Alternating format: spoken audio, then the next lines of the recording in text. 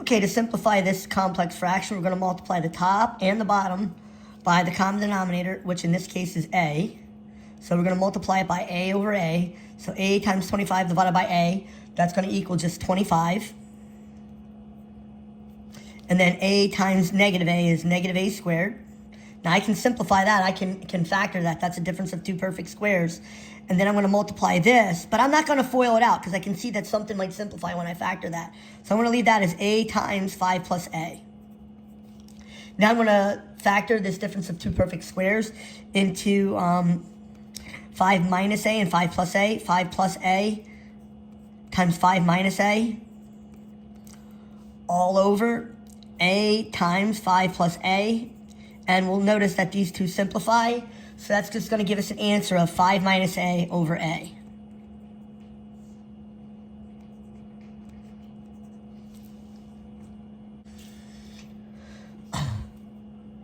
We're going to multiply it by 1, represented as x plus 2 over x plus 2, because that's the common denominator for both the bottom and the top, over x plus 2. So when I do x plus 2 times 2, I'm going to distribute that 2 across the quantity. So that's going to give us 2x plus 4. And now I'm going to distribute that 4 across the quantity. That's 4x plus 8, but it's going to be minus 4x plus 8. And I can simplify that eventually. And then x plus 2 times 5 is going to give us 5x plus 10. And then when I do x plus 2 times 10 over x plus 2, they simplify out. So that's going to give us a plus 10 here. We're going to simplify this. So this is going to be 2x plus 4 minus 4x minus 8. That'll simplify to negative 2x minus 4 over 5x plus 20. I can simplify the top as negative 2 times x plus 2. And when I drag out a 5 from the bottom, 5x plus 20, that's going to give me 5 times x plus 4. So nothing simplifies here, and that's your final answer.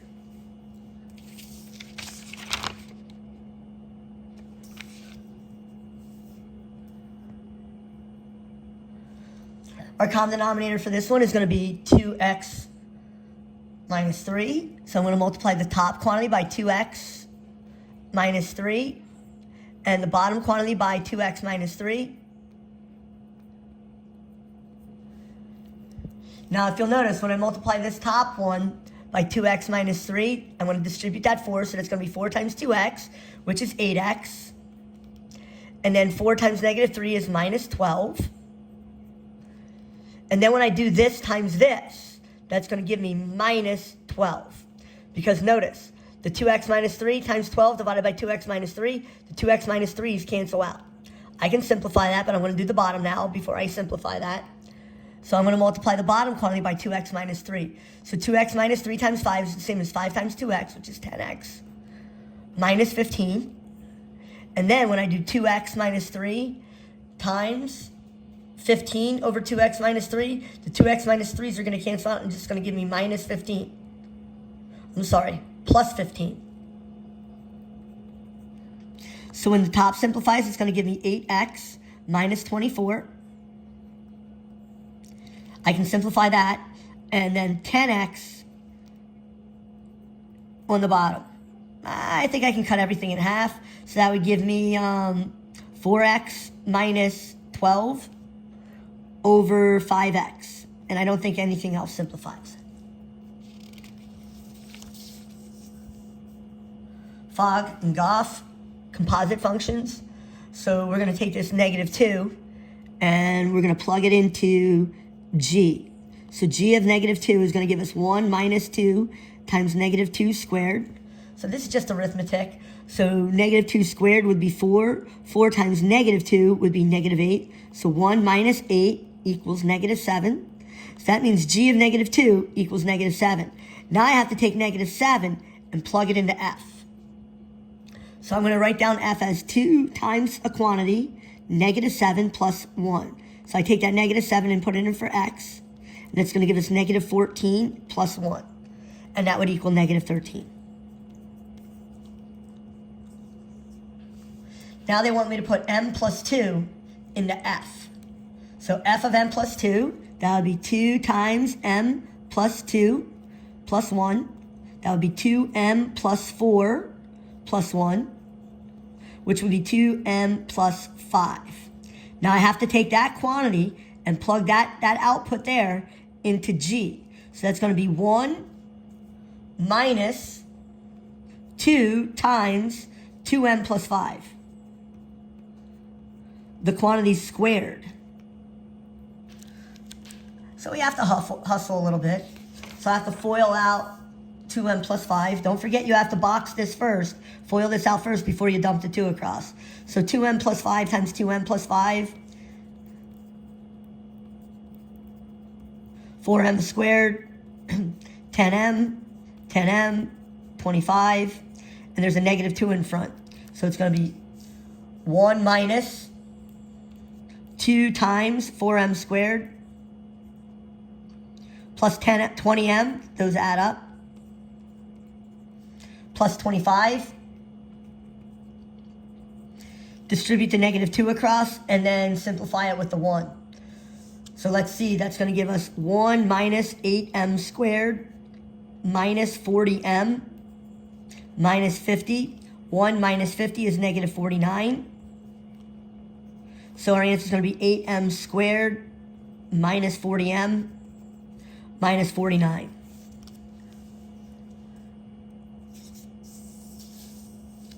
This one is called the difference quotient. That there you're going to see a lot. So it's g of x, so it's 1 minus 2x squared is g of x. So I'm going to write this down and remember it. G of x equals 1 minus 2x squared. So I'm going to draw a big division bar with a minus sign over h. And in the back, I'm going to put whatever g of x is. That's 1 minus 2x squared. So I put that in the back. Now in the front, I have to put g plus h. Is that right? X plus h. X plus h. So in the front, I have to put x plus h in the g. So that's going to be 1 minus 2 parentheses squared. And the parentheses is going to be 1 minus 2x. Ooh, wait. The parentheses is going to be x plus h. So I have a lot of simplifying to do on the top. Again, I have to FOIL out x plus h times x plus h, and then distribute the negative 2. So let's see here, x plus h times x plus h. I actually know this one off the top of my head. But you're going to want to see it. X times x is x squared. X times h, we're going to write it in alphabetical order. hx. H times x is hx. Notice we have two hx's. H times h is h squared. So that's going to give us x squared plus 2hx plus h squared. When we combine those like terms. X squared, 2hx, h squared. Now that's what goes here. I have to plug that in there and then distribute the negative 2. So our next step is going to be 1 minus 2 times x squared plus 2hx plus h squared minus 1 plus 2x squared all over h. Now I'm going to distribute that 2 across this quantity. So that would give us 1 minus 2x squared minus 4hx minus 2h squared minus 1 plus 2x squared all over h. Now we're going to combine like terms. Notice the 2x squared and the negative 2x squared cancel out. The 1 and the negative 1 cancel out. So that's going to leave us with negative 4hx minus 2h squared sobre h over h. That's a lot of h's. So if I drag an h out of the top, that would give us that would give us h times negative 4x minus 2h all over h, and the h's will simplify. So when you apply the difference quotient, that's going to be your solution. Negative 4x, your evaluation, minus 2h. Negative 4x minus 2h.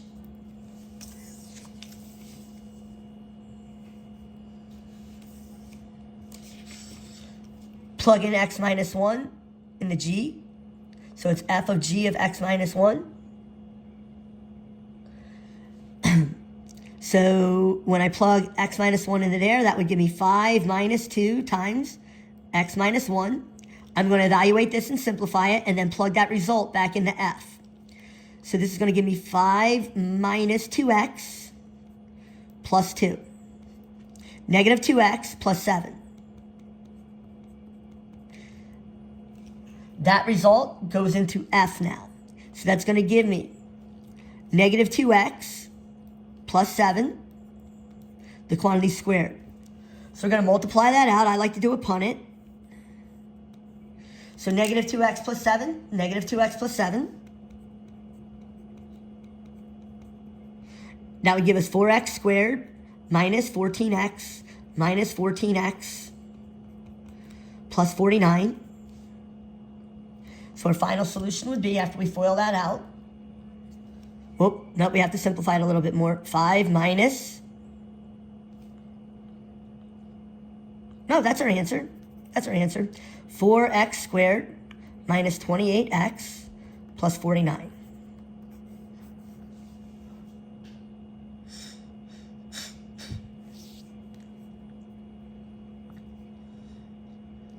Okay, g of k of x cubed, so we have to put x cubed into k. So here's k, so that's going to be something squared minus 1, and that something is going to be x cubed.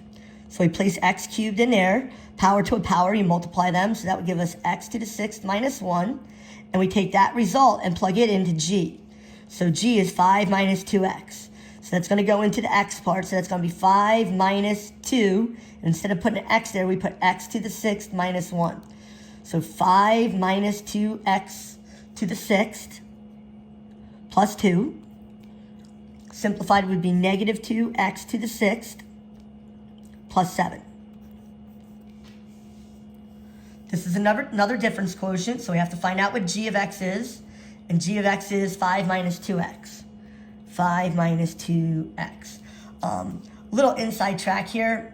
All the difference quotient is a really complicated version of the slope formula. Y sub 2 minus y sub 1 over the change in x's. So in order to get this answer, I can do it really quickly by asking what the slope of this line is. So y equals mx plus b. The slope of this line is negative 2. So after I do all of this work, it's going to wind up being just negative 2. And I can get that just by realizing through mathematics that this is the slope formula. And what's the slope of that line? Negative 2. Now, if it were a square up here, the slope of this changes. So this one, you would not be able to use that little trick on, find the slope of the line. But if it's just a line, you can cut through all the work and just get negative 2. That being said, we're expected to show the work. So g of x equals 5 minus 2x. So I'm going to draw a big division bar with the minus sign in the middle over h. And then g of x goes behind the minus sign, but we have to wrap it up. So 5 minus 2x. That's g of x. That goes behind the minus sign. Now what goes in front of the minus sign is 5 minus 2 times x plus h. And we have a lot of simplification to do. So this would give us 5 minus 2x minus 2h minus 5 plus 2x. All over h. 5 minus 5 cancels out. 2x minus 2x cancels out. That gives us negative 2h over h. And notice the h's will cancel out. And my evaluation is negative 2, which is the slope of that line, if you were to look at it as the equation of a line.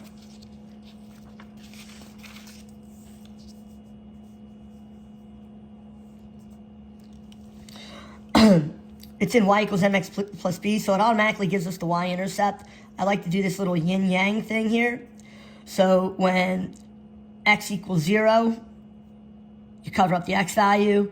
That means y equals negative 5. That's y equals mx plus b. That's the y-intercept. To find the x-intercept, you let y equal 0. So that would be 0 equals 2x minus 5. 2x equals 5. X equals 5 halves. You divide both sides by 2. So that's my x-intercept. Find the intercepts for this one. To find the intercepts, you would factor it. Let's see if this even factors. Two numbers that multiply to equal x squared are x and x. 2 and 1. 2 is larger, so it gets the middle sign. A positive times a negative is a negative. Do these add up to equal 1? Yes. So I set that equal to 0, and that would give me x equals negative 2, and x equals 1, if you solve it by factoring.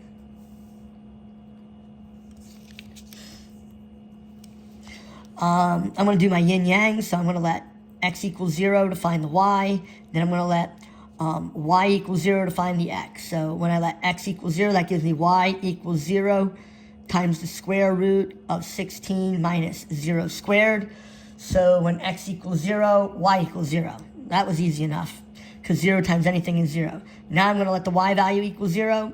So that would give me x square root 16 minus x squared equals 0. ZPP, I set each of these equal to 0, so I set x equal to 0. That would be one of the answers. Notice it matches that one. And now I'm going to have another answer, because there's this thing. So square root 16 minus x squared equals 0. I would square both sides. So that would give us 16 minus x squared equals 0. I would add over x squared, so that would give us x squared equals 16. Square root both sides, that would give us x equals plus or minus 4.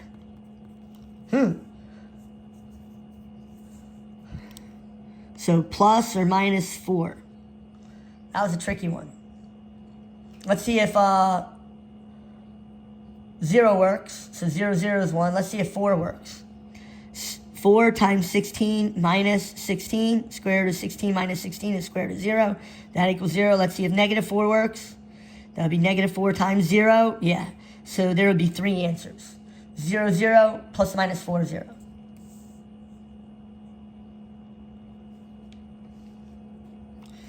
Finding the intercepts. I'm going to let x equals 0 to find out what y is. That's the y-intercept. So I'm going to let x equals 0. That gives me y squared equals 0 cubed minus 4 times 0. That would be 0. So that means an x-intercept is also going to be 0. Let's try the other one, though. So we're going to do 0 a number and then a number 0. So this time we're going to let y equal 0. So 0 equals x cubed minus 4x. Then we're going to set that equal to 0. So that would give us x times x squared minus 4 equals 0.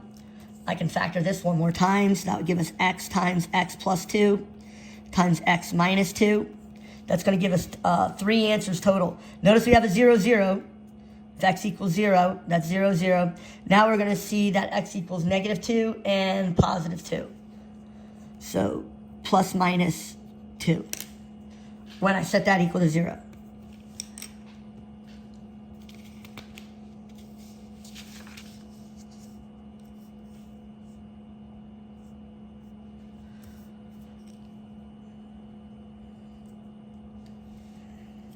I like to go from the solution to the graph. The graph will give me the interval notation nicer.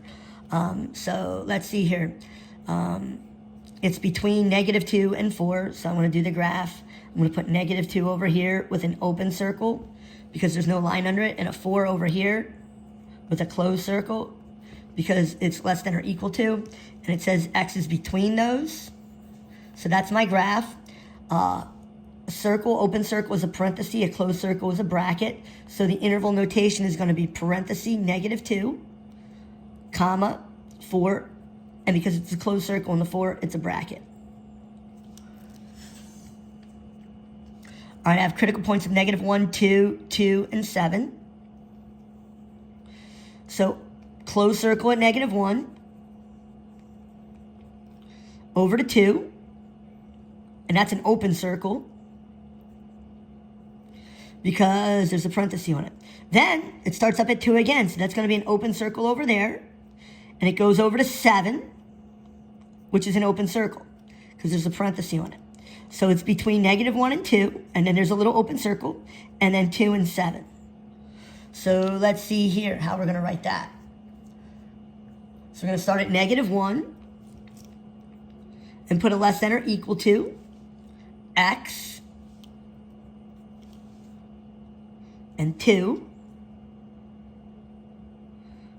less than 2. Whoops.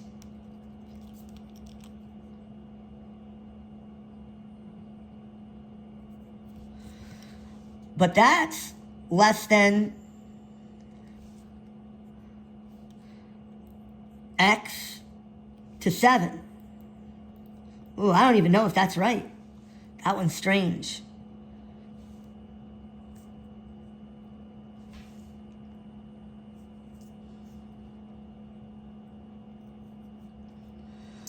For this one, it's an open circle to negative infinity. So that's going to be negative infinity, comma, 3, the bracket. Now over here, this is just going to be x is less than or equal to, x is less than or equal to 3.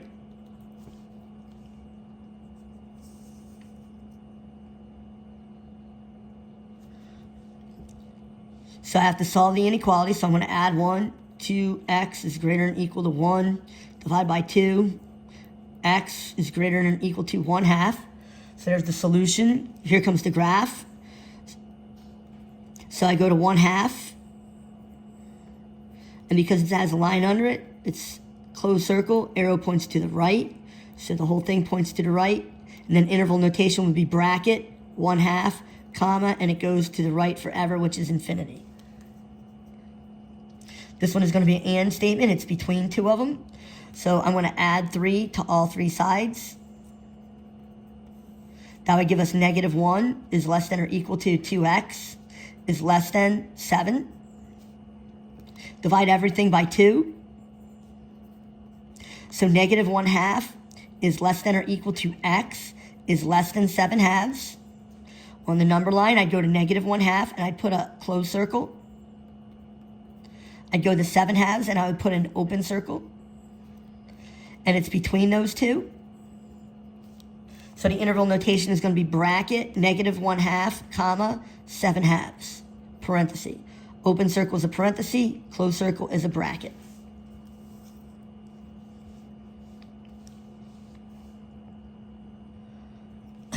So I'd like to clear out the fraction, so I'm going to multiply the whole thing by the common denominator of 6. So that would give us 6 times x divided by 2, that would give us 3x, minus 6 times x divided by 3, 2x is greater than 30. X is greater than 30. So there's my equation. Now I have to graph it. So I'm going to go to 30 and put an open circle. The arrow points to the right. So the arrow is going to point to the right. The interval notation is going to be parenthesis, 30, comma, infinity, parenthesis. Never put a bracket on infinity.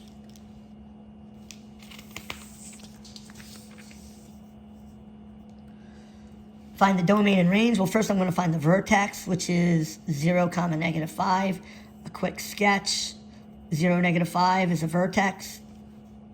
So the domain of any x squared is going to be all reals. That's negative infinity to infinity. If you put it in interval notation, the range, because this is the y value, negative 5, the domain is all reals. The range is going to start at negative 5 in a bracket and go upward forever. That would be infinity. Square root function, that vertex is going to be located at the opposite and same, so that would be negative 3, 2. And if I were to graph the notable square root function, it would go this way. But this one has a shift. It goes left 3, 1, 2, 3, up 2, 1, 2.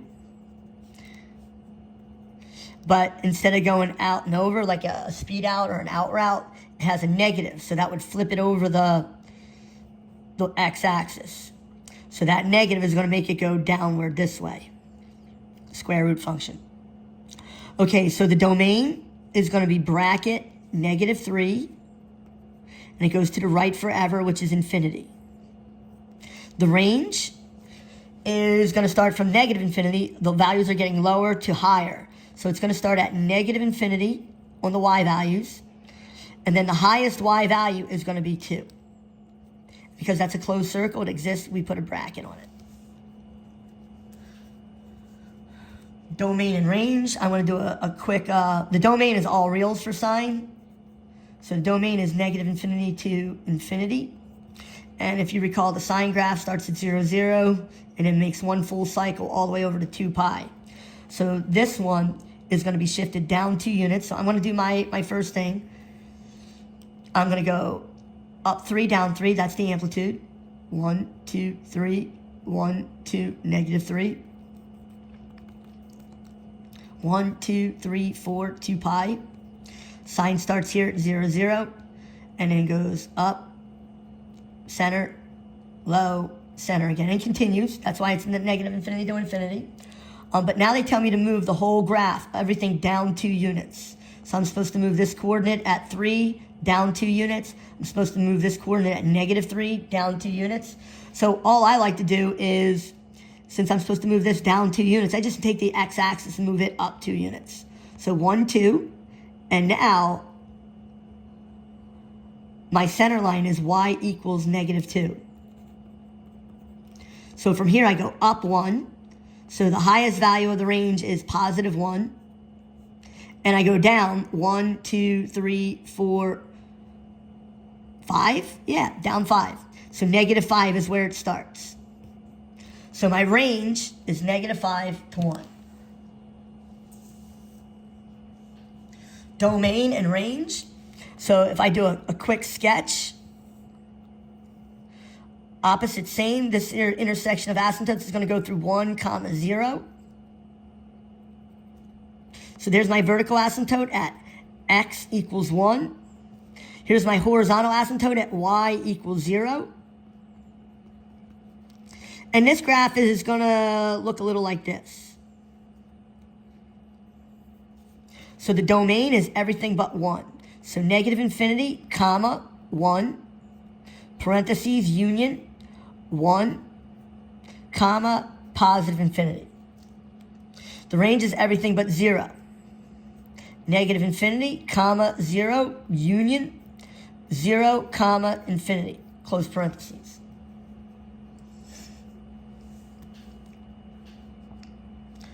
Okay, we can do this one, not doing opposite same, but we can do, set the bottom has to be greater than 0, not greater than equal to 0.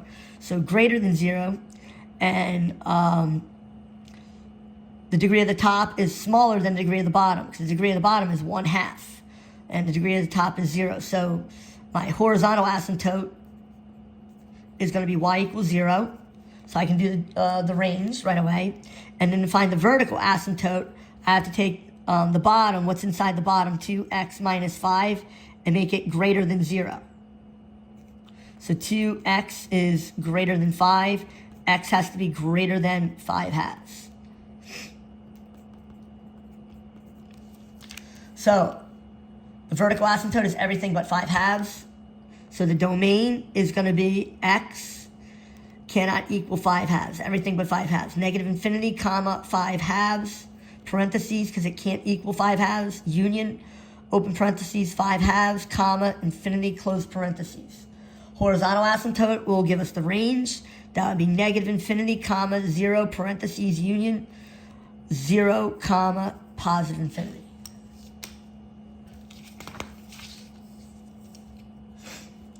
Find the inverse. If the function is not 1-to-1, identify the domain restriction.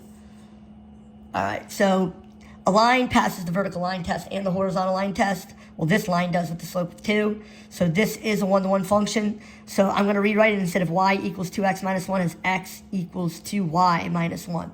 And then we just solve it for y. So I add 1 to both sides. Divide both sides by 2. So that would give us f inverse of x equals 1/2 x plus 1/2. Or x plus 1 over 2, either way. This one's a 1-to-1 function. It's a hyperfunction, so it's going to be opposite same. So the intersection of asymptotes goes to 0, and it would be 1-to-1. So to find the inverse of this, we're going to do the same thing. We're going to rewrite it as x equals 3 over y minus 2. And then we're going to solve it for y. So we can flip-flop the denominator and this side x and the denominator to give us y minus 2 equals 3 over x. Add 2 to both sides. That's going to give us f inverse of x equals 3 over x plus 2. When I add that 2 over to the other side. All right, this is 1/3 x squared. So y equals 1/3 x squared. That would be a really wide parabola going through 0, 0. And since it passes the vertical line test, that means it's a function, but it fails the horizontal line test. So it's not a one-to-one function. So there is no inverse to this unless you restrict the domain. So if I restrict the domain to if x is greater than or equal to 0, that would just give me the right half of this. That would make it a one-to-one function. So now that I did that, I can take the inverse of it. That would give us x equals 1/3 y squared. Multiply both sides by 3. 3x equals y squared. Square root, square root. So that would give us y equals the square root of 3x. It's not plus or minus because the domain was restricted over here. It's just going to be the plus version because it has to be symmetric over the line y equals x. So that's our f inverse if you restrict the domain. So f inverse of x equals square root 3x.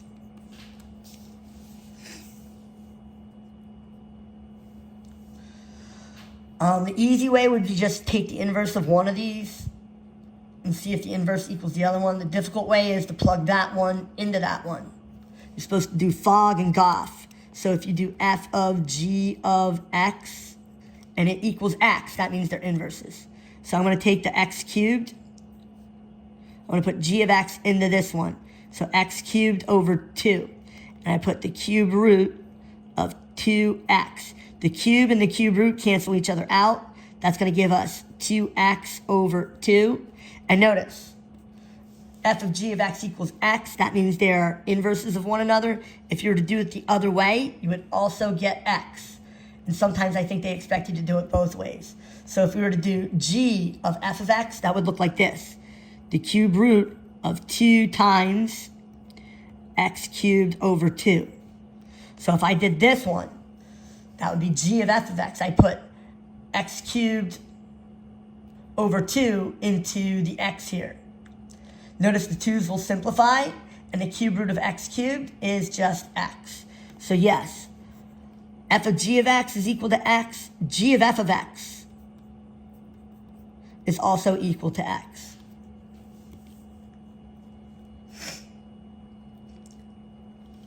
So if I were to quick graph this, this would be through 0, 9, and it goes to the right. It's concave down, and it would look like that.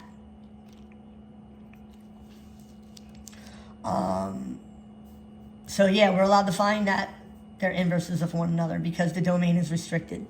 So I'm just going to do f of g of x. So 9 minus the square root of 9 minus x squared. So that'll give us 9 minus x. Distribute the negatives. That was 9 minus 9 plus x. And that would just equal x. So yes, again, they're inverses of one another.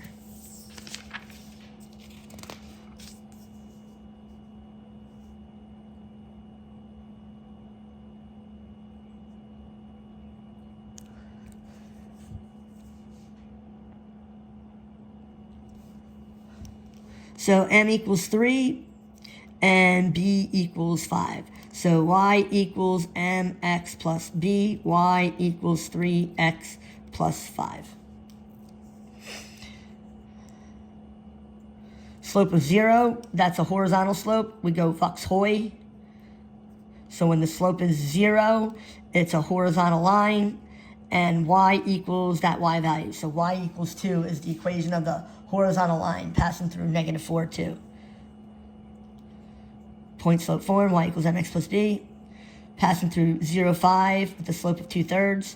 So this is my slope, and since it's 0, 5, that's my b, that's my y-intercept. y equals 2/3 x plus 5. Okay, if it's parallel to this line, so the slope is 5, 6. So I have a point of 2, 8, and a slope of 5, 6. Now, they don't tell me how to write the equation of the line, so I'm going to do all three. Y minus y sub 1 equals the slope times x minus x sub 1. Get good at this. Y minus 8 equals 5, 6 times x minus 2. And then you can simplify this if you wanted to. That's point slope form. Slope intercept form, I would distribute this. Now I would just do the slope thing. So since the slope is positive, I put a minus sign underneath the 2, 8.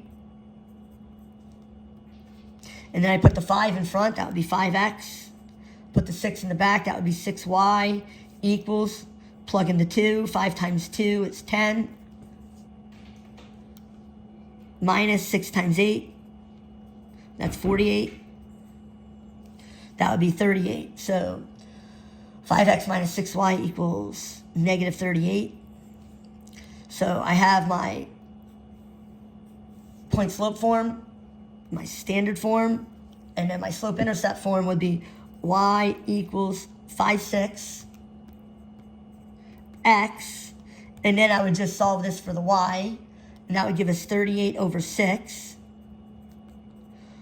or something over 3. Let's see here. Half of that is 19 over 3. So there's my slope intercept form.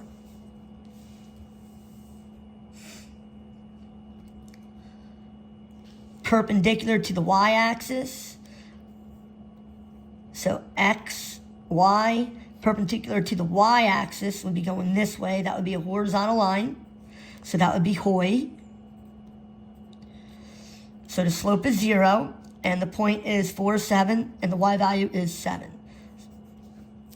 So y equals 7 is the equation perpendicular to the y-axis. Y equals 7. Average rate of change is nothing other than slope. So the change in y over the change in x. So it's going to be 6 minus 2 on the bottom. And then I take this 6 and put it in here. 6 minus 3 is 3, and 3 squared is 9. I take this 2 and put it in. 2 minus 3 is negative 1. Negative 1 squared is 1. So the average rate of change is the slope, and it equals 8 over 4, which is 2.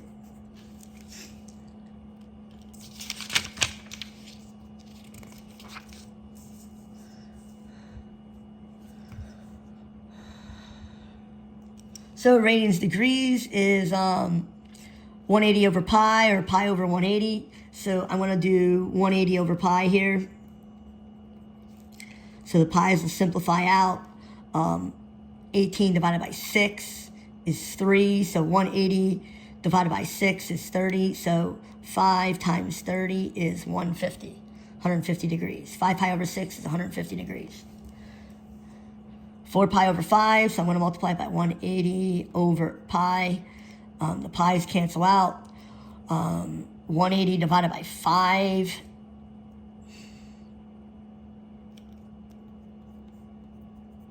Doesn't say I can't use a calculator. So I think it's 36. 5 goes into 18, 3 times 15, 3. So 36. So 4 times 36. Oh my goodness. 4 times 36, 24, 12, 14, 144, 144 degrees. Nah, they require a calculator for this.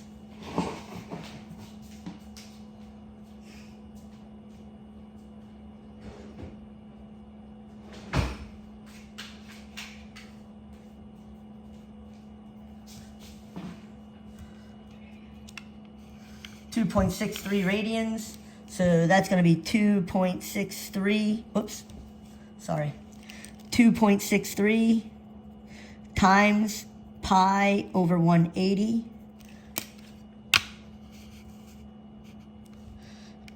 2.63 times pi over 180. 0.04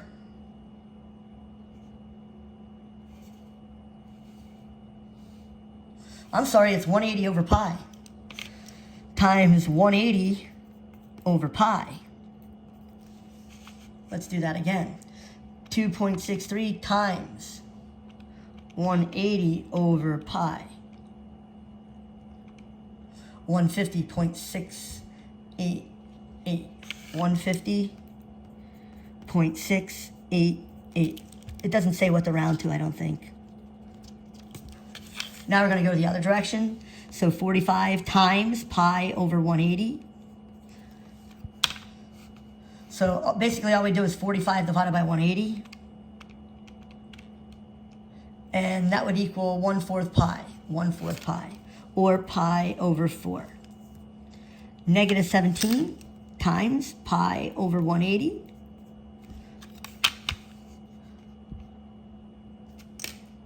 Negative 17 times pi over 180.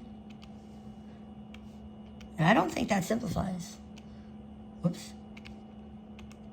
Negative 17 pi over 180. I need a calculator for that one. Negative 17 pi over 180. 237 times pi over 180.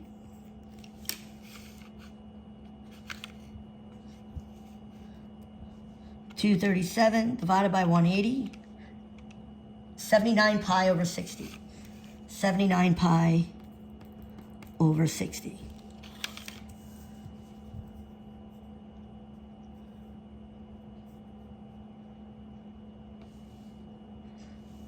This is unit circle stuff.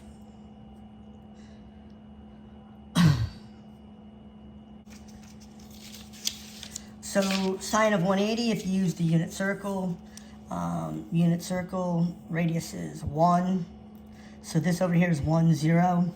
This is 0 degrees, 90 degrees, 180 degrees. This coordinate, if you go up 1, would be 0, comma 1. And over here, if you go left 1, that would be negative 1, comma 0. And so sine of 180, it goes like this: x, y, sine, cosine C comes before s, just like x comes before y. So cosine is the x value, sine is the y value. So the sine of 180 is 0.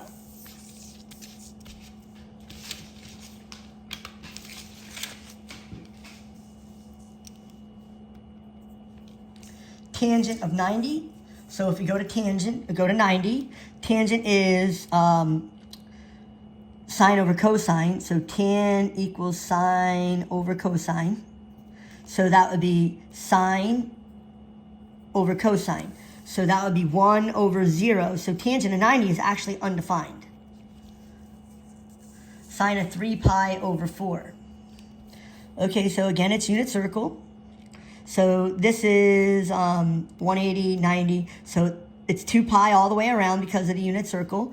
And the radius is 1. So circumference is 2 times 1 squared pi, or 2 pi r. So 2 times pi times 1 is 2 pi all the way around. So that means it would be pi over to here. And 90 would be pi over 2.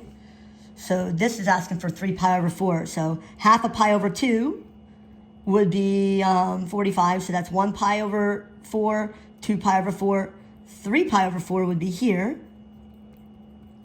And that coordinate is negative root 2 over 2, root 2 over 2. So sine of 3 pi over 4 is positive root 2 over 2. Cosine of 2 pi over 3.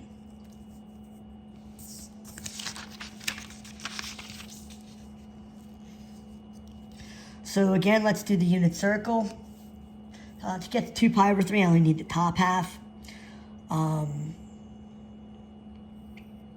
30, 60, 90, 30, 60, 180.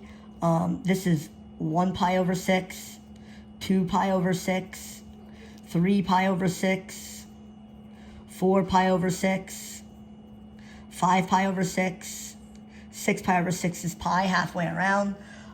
So 4 pi over 6 would simplify to 2 pi over 3.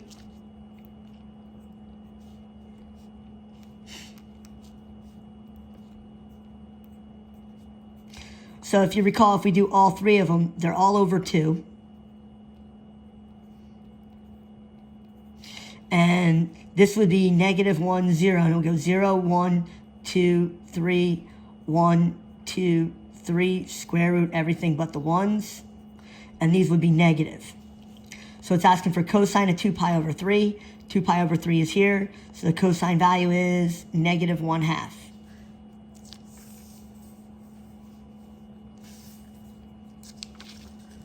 Tangent of 5 pi over 6. Notice 5 pi over 6 is over here. So tangent is sine over cosine. So that's going to give me 1/2 divided by root 3 over 2.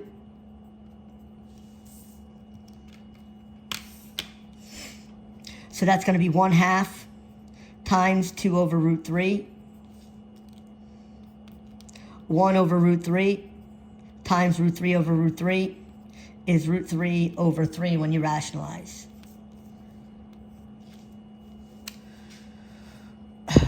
Cosecant of negative 5 pi over 3. Let's find out where negative 5 pi over 3 is. So we're going to have to use the whole unit circle.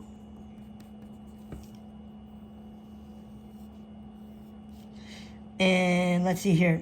1 pi over 6, 2 pi over 6, 3 pi over 6, 4 pi over 6, 5 pi over 6, 6 pi over 6, 7 pi over 6, 8 pi over 6, 9 pi over 6, 10 pi over 6. There it is. That's 5 pi over 3.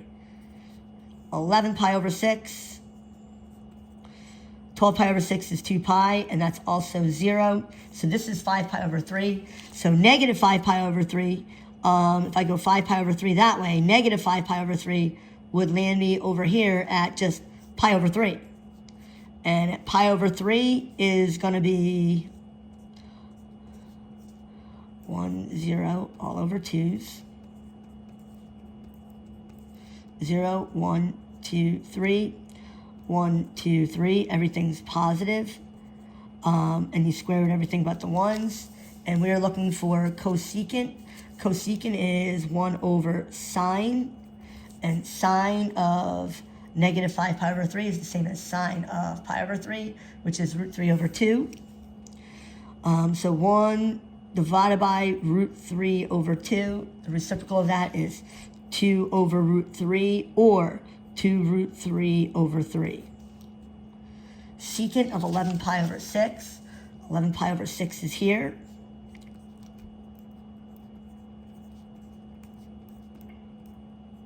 So yeah, you're going to have to be an expert with the unit circle.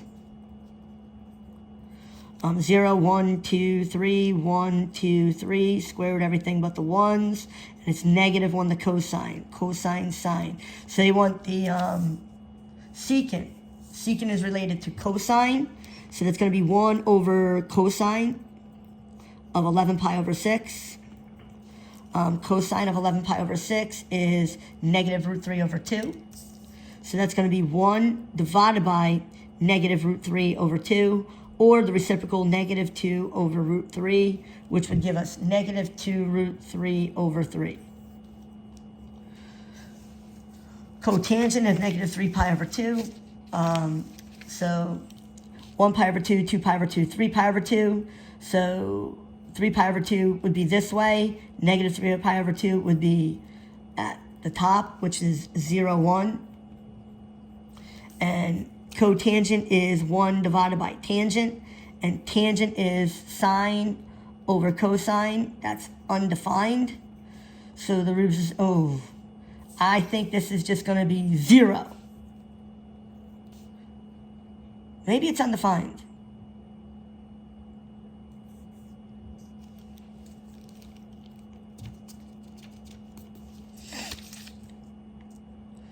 One divided by 1 over 0. So I can't see it. That would be 0. I think it's 0. I'm going to go with 0 on that one. So what they're getting at is, where does cosine equal root 3 over 2? So you'd go to the unit circle and find out where it's positive root 3 over 2 in the x value. So 11 pi over 6, pi over 6, and over here it's negative. Another way is if you take the unit circle and put it in rectangular form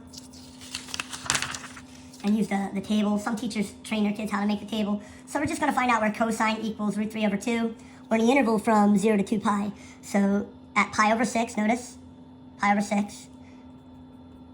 And the next time it equals positive root 3 over 2 isn't until way over here at 11 pi over 6.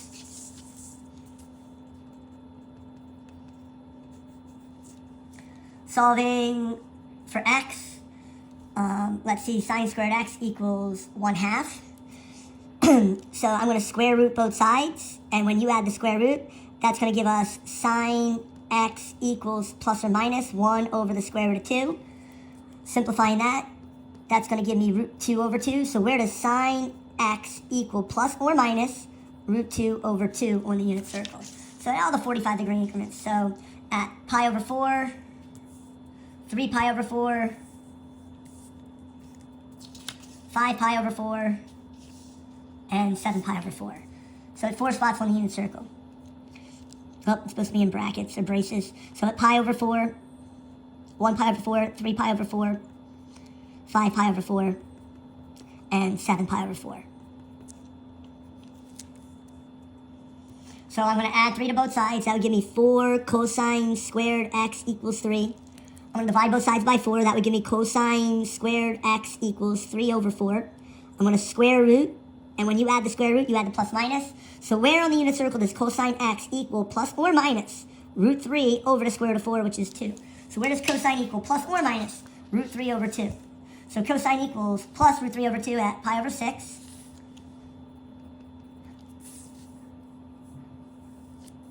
Um, 5 pi over 6.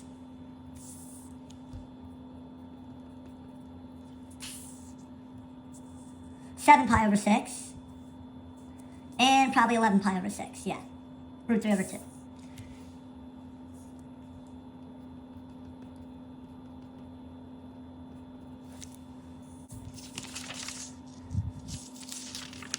Alright, some of these use triangles on, other ones you just work backwards a little bit. So if I take the sine of both sides, that would eliminate the arc sine. So sine of y equals 1/2. So where on the unit circle does sine equal 1/2? So at pi over 6 and 5 pi over 6. But there's certain rules, regulations with sine. With sine, you're only allowed to find it in this quadrant and this quadrant. So in quadrant 1, sine is 1/2 at pi over 6. At quadrant 2, it's negative 1/2, so that would not be at 11 pi over 6. So it's just pi over 6, it works for sine, so that's just going to give me pi over 6. Arctan, so if I do tan to both sides, that would give us, where does tan y equal 1?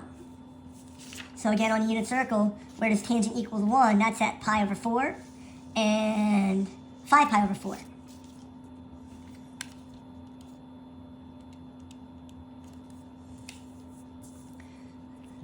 One pi over 4, 3 pi over 4, 5 pi over 4. Tangent can only equal 1 in quadrant 1 and 4. Because this is the domain restriction on the arctan. You're only allowed to find it in these two quadrants also. For arc cosine, it's in the top half. For the arc cosine, you're only allowed to find it above the x-axis. For arc sine and arctan, it's to the right of the y-axis. So where tangent equals 1 is going to be located at pi over 4. Pi over 4. All right, arc sine. So I'm going to multiply both sides by sine. That's going to give me, where does sine y equal negative root 3 over 2? So again, remember, sine is only allowed in these two quadrants. So sine y equals negative root 3 over 2. So that's quadrant 1 and quadrant 4. Sine y equal negative root 3 over 2. Let's find it. So that's quadrant 1, 2, 3. It's not allowed to be in quadrant 3. So it can't be that one. In quadrant 2. There it is. Now it's not allowed to be in quadrant 2 either. Arctangent. Oh, I'm looking at that one. Arctangent of... No, arcsine of root 3 over 2. So where's sine negative root 3 over 2? Here and here. It's allowed to be in this one. So that's going to be 5 pi over 3. 5 pi over 3. Let's see if that's accurate. Arcsine of negative root 3 over 2.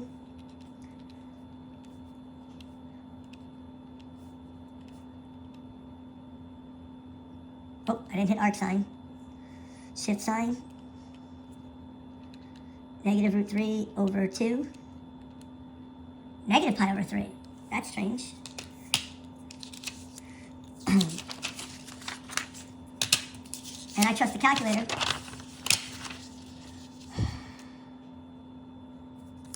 So I said 5 pi over 3, and it said it's actually negative pi over 3, which would be this direction, and land at 5 pi over 3. So it is negative pi over 3 or 5 pi over 3. So I would go with the calculator and say negative pi over 3. Arc cosine of 1. So if we solve that, that would be sine or cosine y equals 1. So where does cosine equal 1 on the unit circle? Now that's only allowed to be in the top half. So cosine equals 1 here at 0, and then not ever. So it's just going to be at 0. 0 radians.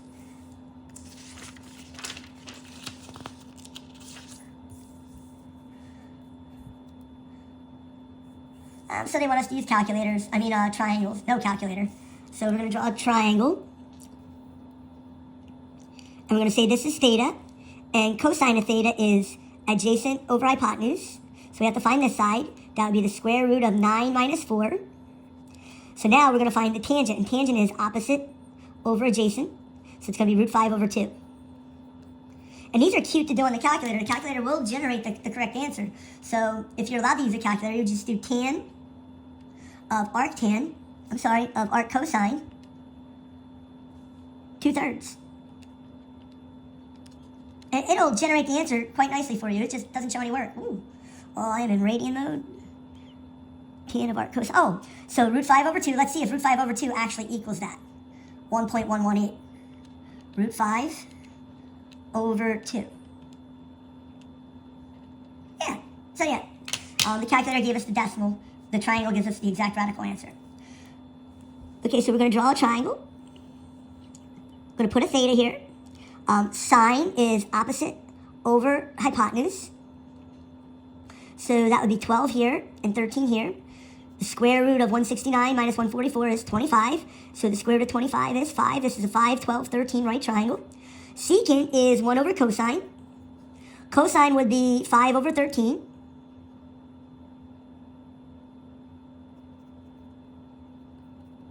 And the secant would be the reciprocal of that, so 13/5 equals 13 over 5. I think it's just going to be 5 pi over 4.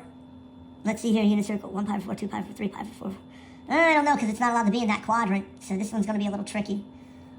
Cosine of 5 pi over 4, let's see what that is. Cosine of 5 pi over 4 is negative root 2 over 2. And then the arc cosine of negative root 2 over 2 might be 3 pi over 4, and 3 pi over 4 is the right spot. So I'm going to take a wild guess that it's 3 pi over 4, because it's not allowed to be down here. Arc cosine can only be in the top half. Ooh. Again, using the unit circle. This one we're going to use the unit circle, so tangent of 3 pi over 4 is either going to be 1 or negative 1. I'm going to say arc tan of tan is just going to give us 3 pi over 4. 1 pi over 4, 2 pi over 4, 3 pi over 4. That would be negative 1 there. So arctan of negative 1 would be actually down here. So it's not going to be 3 pi over 4. It's going to be negative pi over 4, I think. Let's see if that works out. Let me type that in. Arctan of tan of 3 pi over 4 in radian mode. Arctan of 3 pi over 4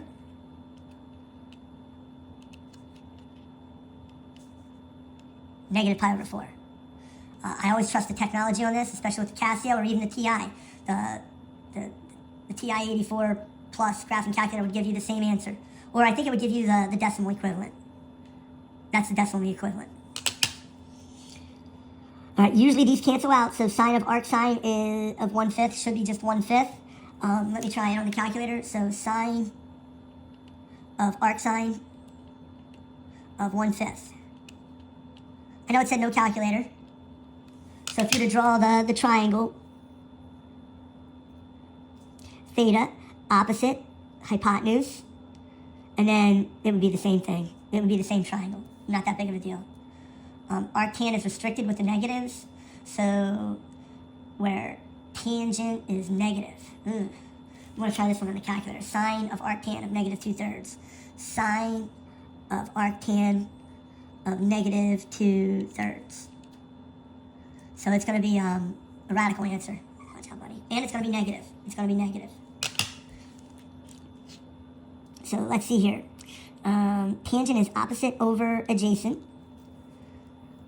Opposite over adjacent. I'm going to say where tangent is negative, it's allowed down here.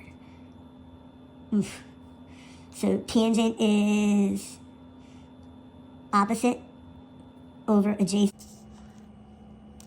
So I don't subtract these. I do the square root of 3 squared, which is 9, plus negative 2 squared, which is 4. So that's root 13. So sine is going to be opposite over hypotenuse, which is negative 2 over root 13. Or negative 2 root 13 over 13. Let's see if that matches up. AC. Negative 2 root 13 over 13. SD. Negative 5.5. Negative 0.55. And when we type in sine of arctan of negative 2/3, sine of arctan of negative 2 divided by 3, negative 0.55.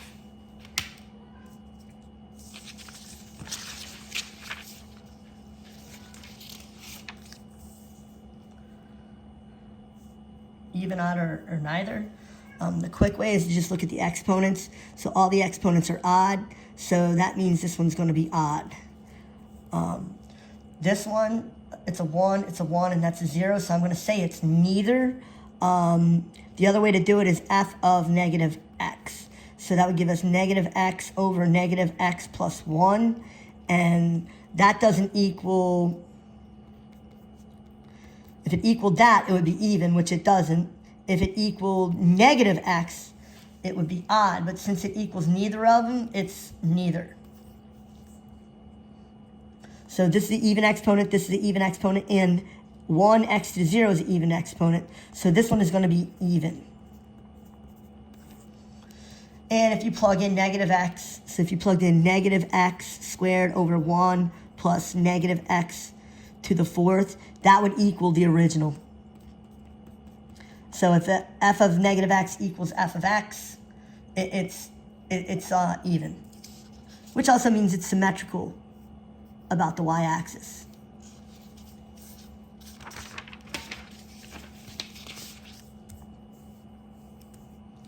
Piecewise. So depending on what school you go to, they plug in the endpoints. So you plug in 0. 0 plus 2 is 2. So 0, 2 is going to be an open circle. And then the slope is 1. So I'm supposed to go up 1 over 1, but I'm only allowed to go to the left. Down 1 over 1, down 1 over 1, down 1 over 1. So that's what the graph is going to look like for the first piece. And then going to the right of 0, it begins at 0, 0, or 1. And you plug in 0, you get 1 minus 0, so 1. And the slope is negative 2, so I go down 2 over 1, down 2 over 1, down 2 over 1.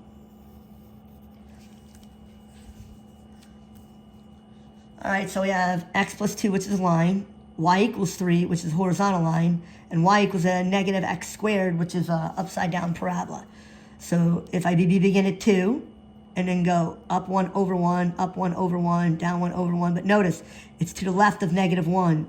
So if I plug in the endpoint, it's going to be there, and it's going to keep going to the left. So I don't want these points over here.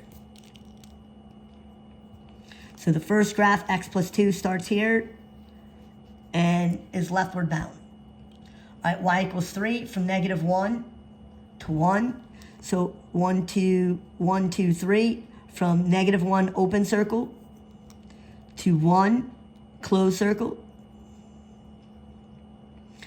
Opposite, same, so the vertex is going to be at 2, 1. So I go right, 1, 2, up 1. And it's an upside down parabola. I want to use 1, 3, 5. So from that vertex, I go down 1 over 1. I go down 1, 2, 3, 4, 5 over 1. And now I have to go left 1, down 1, but it's an open circle there. And there's your piecewise defined function for number 65.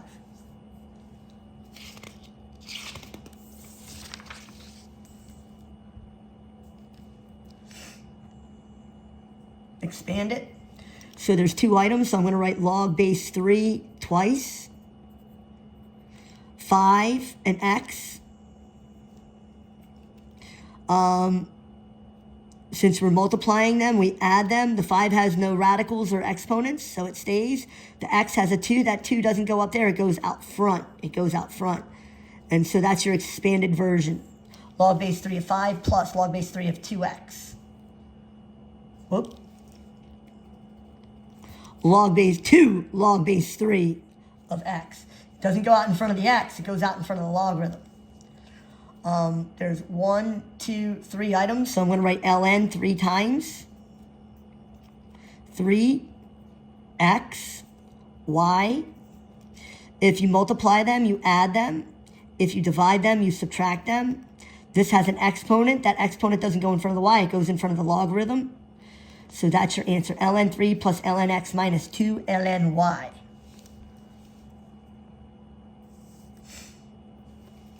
E cancels out ln, so 3. I'm adding, so that means I multiply exponents. That's e times e to the ln x, because that's e to the first.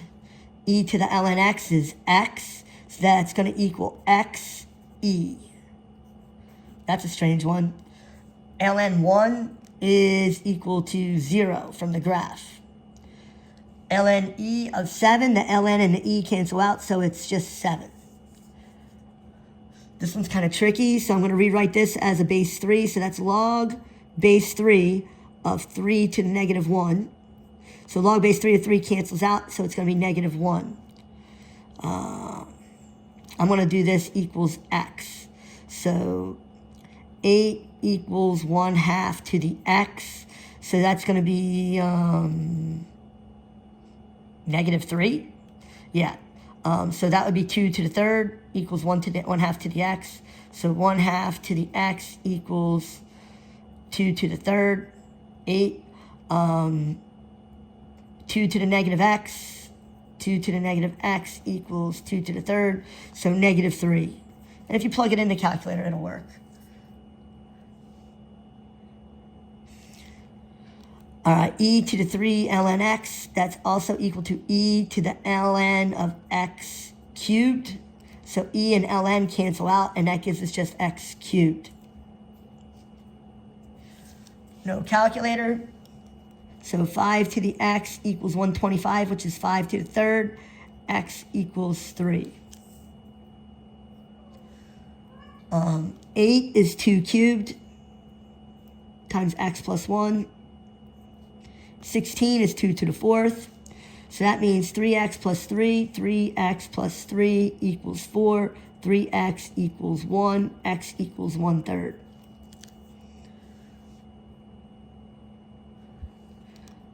All right, this is the fourth root of 81 to the third. What's in the bottom goes in the bucket. The fourth root of 81 is 3. 3 cubed equals 27. The cube root of 8 squared. Is that 8 to the negative 2/3 or 8 to the 2/3? If it's 8 to the 2/3, it would be the cube root of 8 is 2. 2 squared is 4. If it were negative 2/3, nah, I think. Let's see this thing.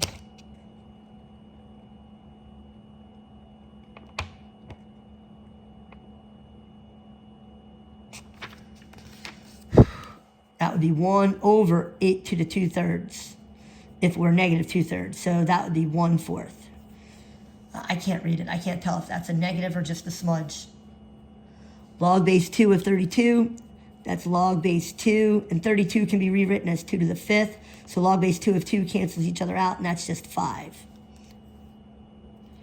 All right, x to the negative 2, 1/9 equals x to the negative 2. So 1/9 equals 1 over x squared. Jinkies. So x squared equals 9. That means x equals negative 3 or 3. but I think it can only be the positive 3. I think our answer is just 3. Let me try that. Negative 3, 1/9. Log base, negative 3. If I put that answer in, 1/9.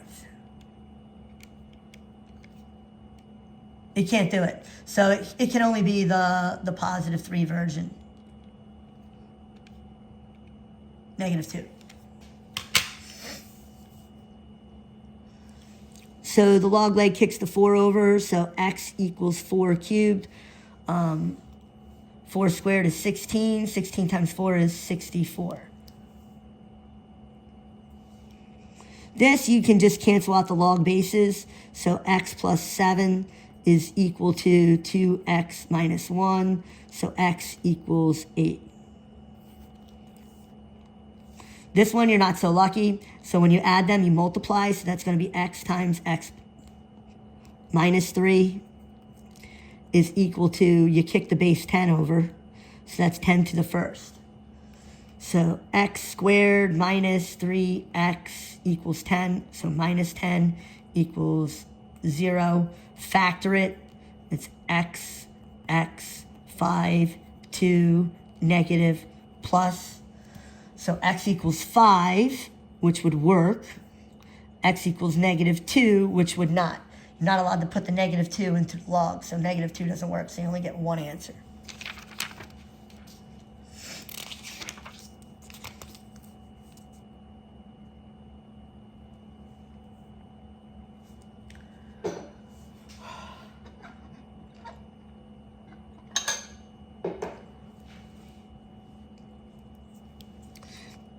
Three to the 2x minus 3 equals 81 is 3 to the 4th.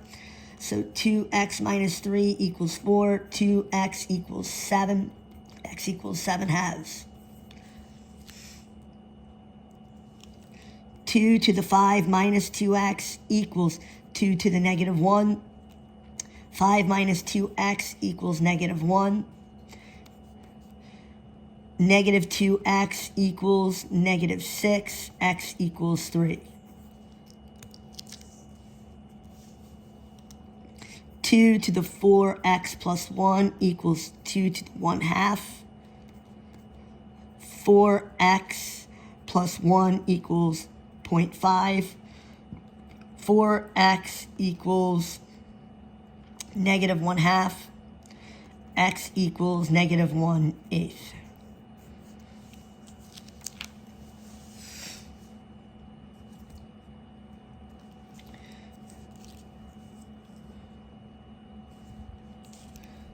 Three squared equals 9 to the 2x minus 4 equals 27.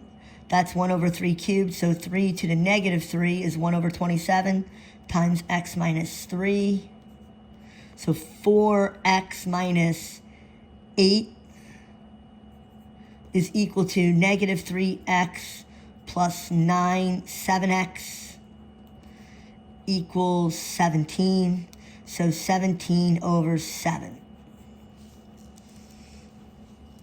All right, 32 is 2 to the 5th. 1 over 32 would be 2 to the negative 5th times x minus 7. 8 is 2 to the 3rd, so 1 over 8 is 2 to the negative 3rd, and x minus 11. So negative 5x plus 35 equals negative 3x plus 33. 2x equals 2. X equals 1.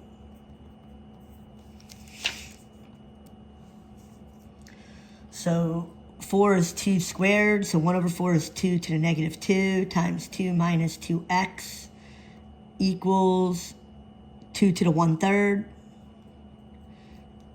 times 3x plus 6. So the 2's will simplify. That's going to give us negative 4 plus 4x equals x plus 2. So that's 3x equals 6. X equals 2. 256. 4 cubed is 64. 4 to the 4th. Let's see if 4 to the 4th is.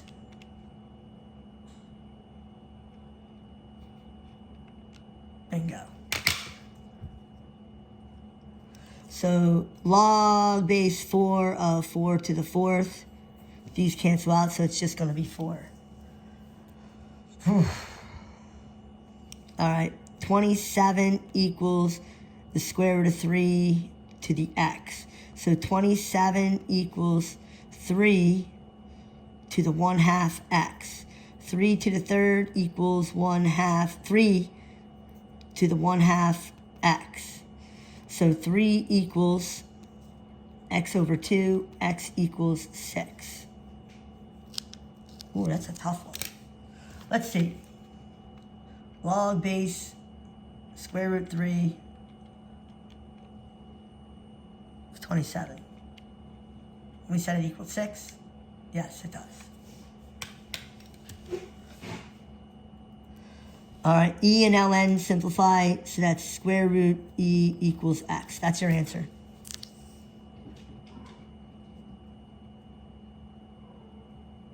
All right, log base 10 of 10 is 1. So 3 over 2 ln of e. ln of e is 1, so x equals 3 over 2. Kick the 3 over. That's going to be 3 squared. So 2x minus 2 equals 9. 2x equals 11. X equals 11 halves.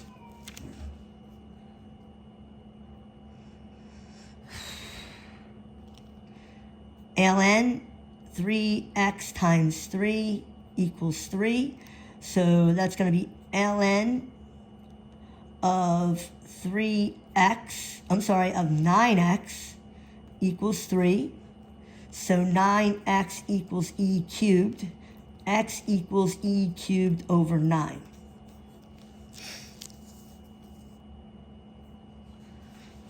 I'm going to multiply these after I combine those, and the 2 is going to kick over. So x minus 1 times x plus 3 equals 2 to the 5th, which is 32. So I'm going to FOIL this out. X squared minus x plus 3x minus 3 equals 32. X squared plus 2x, and then minus 35 equals 0. Let's factor it. X times x equals x squared. 7 times 5. 7's bigger. It gets the plus. It's a minus equals 0. So x equals 7, negative 7, which won't work. Or 5, which will. 5 minus 1 is 4.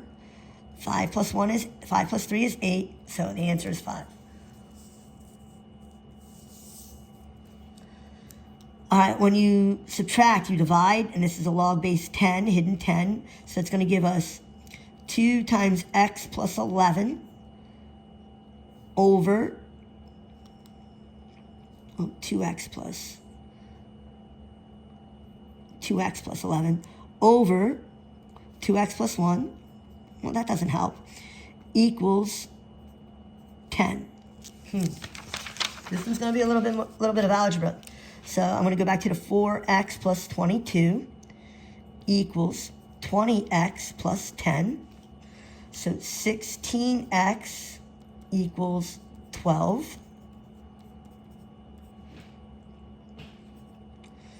6, 8, 3/4. So x equals 3/4.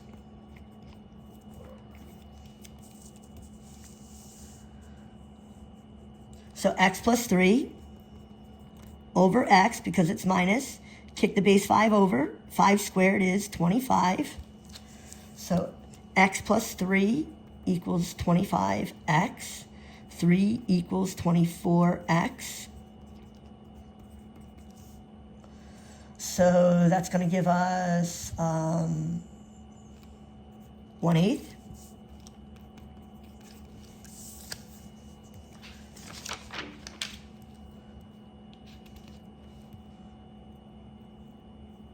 Calculator. Oh, so log to 3 decimals.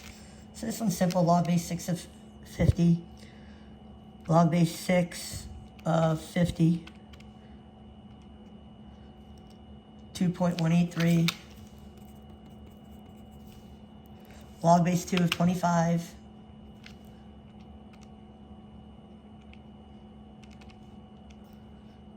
.644. Log base 12 of 24.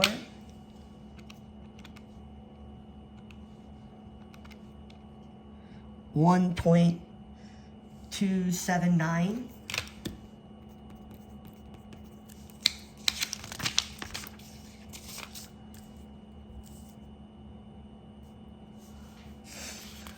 This is Pascal's triangle stuff.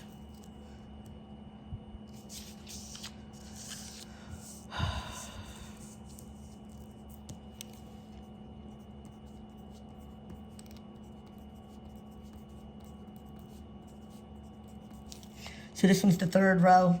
So the third row is this one, 1, 3, 3, 1. This is row 0, row 1, row 2, row 3, row 4. So x to the fourth. This one is going to be row 4. So we're going to use the coefficients 1, 3, 3, 1. So I'm going to write that down. 1, 3, 3, 1. And here's what we do with those.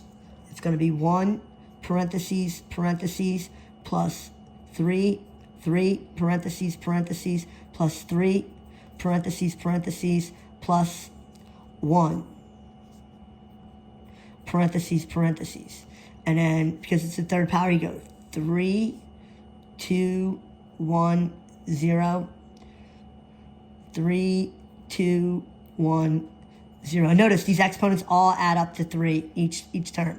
Then xy, xy, xy, xy, xy. So this is just going to be x cubed, because y to the 0 is 1. This is going to be 3x squared y. This is going to be 3xy squared. And this is 1, so this is just going to be y cubed. I'm sorry.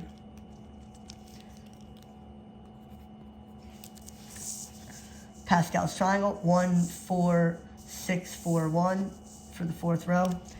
1, 4, 6, 4, 1. This one's going to be a whopper.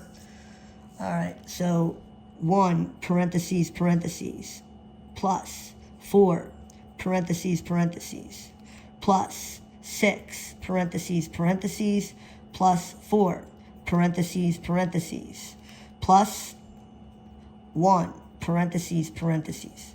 2x and negative 3, 2x, negative 3, 2x, negative 3, 2x, negative 3, 2x, negative 3, 2x, negative 3. So it's 4, 3, 2, 1, 0, 4, 3, 2, 1, 0. All the exponents should add up to equal 4. 3 plus 1 is 4. 2 plus 2 is 4. And now we're going to evaluate this term by term. So negative 3 to the 0 is 1. So 2 to the 4th is 16x to the 4th. 16x to the 4th for the first term. Negative 3 to the 1 is negative 3. Negative 3 times 4 is 12. 12 times 2 cubed. So 12 times 8 is 96. So that's negative 96x cubed. Negative 3 squared is 9. 9 times 6 times 2. 9 times 12. 108. Positive 108x squared.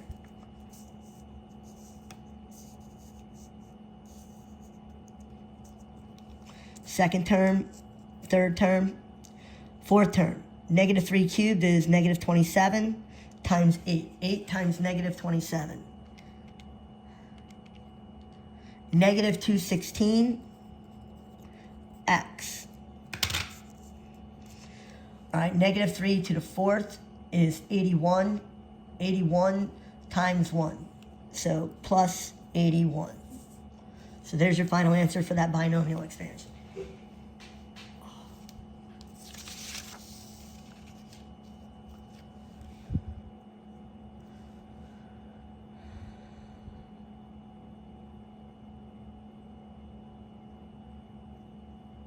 All right, so if I solve for x, basically I just set the top equal to 0, so that's going to be x plus 1 times x minus 1 equals 0. So x equals 1 comma negative 1.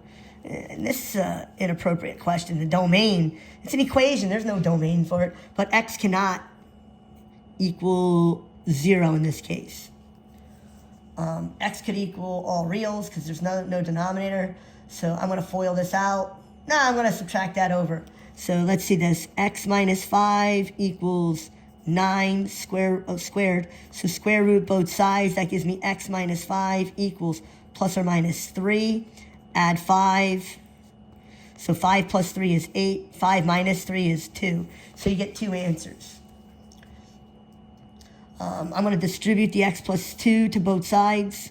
So that's going to give me x plus 2 times 2x plus 1 equals 5. So 2x squared, 4x plus x plus 2 minus 5 equals 0.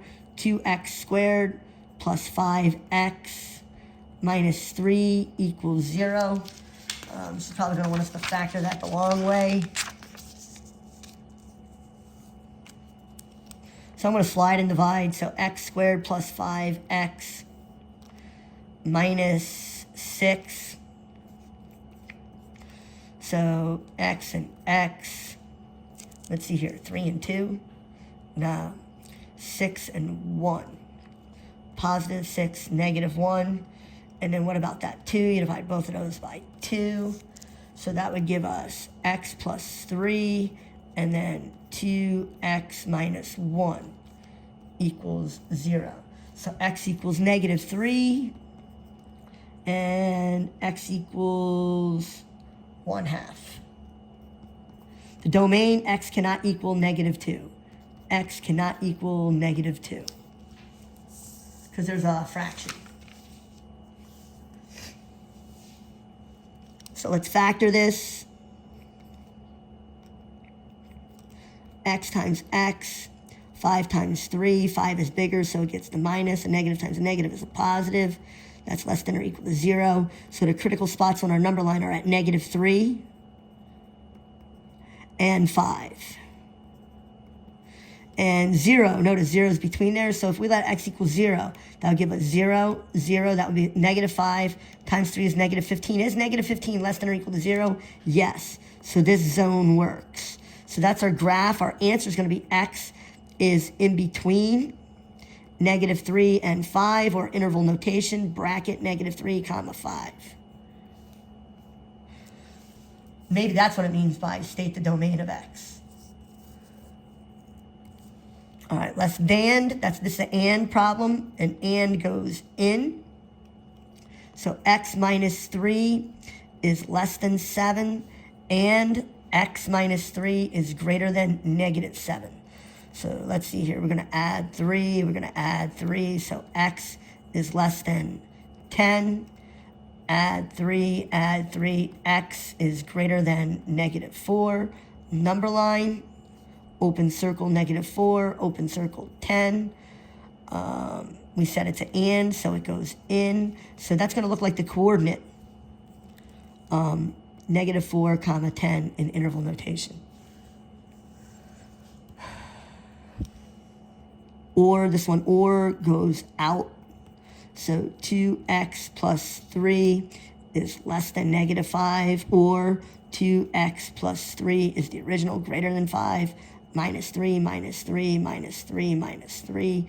2x is less than negative 8, x is less than negative 4, or 2x is greater than 2, x is greater than 1. So the graph is going to be going out. So negative 4 that way, 1 that way. Interval notation, negative 4, comma 0, parenthesis, union 1, comma infinity. Sorry. Or goes out.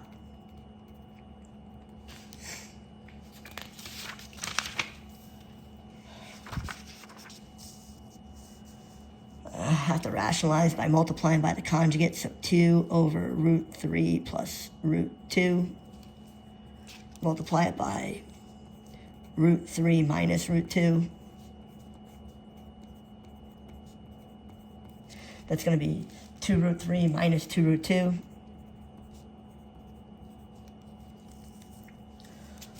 When you do conjugates, if you FOIL it, you'll start to notice that you only have to do first and last. So root 3 times root 3 is 3.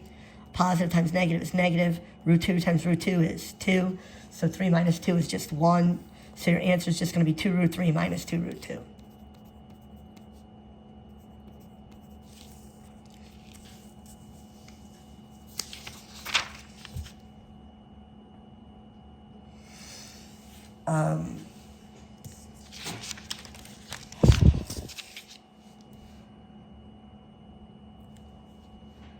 I'm going to power factor this. So I'm going to say that this is a difference of 2 squares, even though it's not. But if I were to factor 1 minus x, that would be 1 plus root x times 1 minus root x. And then I'm going to drag out a negative. That would be negative times negative root x plus 1. And notice, this one and this one will cancel out. So my answer is going to be negative root x minus 1. And not too many people can factor that quickly and simplify.